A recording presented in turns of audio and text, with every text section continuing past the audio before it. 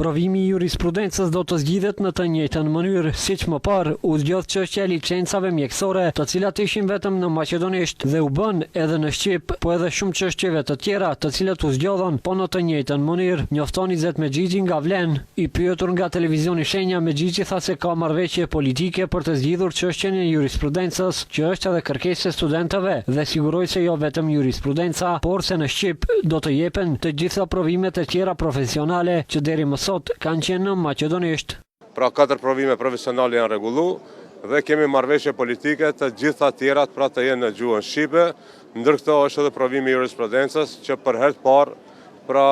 në historinë e këtij vendi provimet do mbahen në gjuhën shqipe.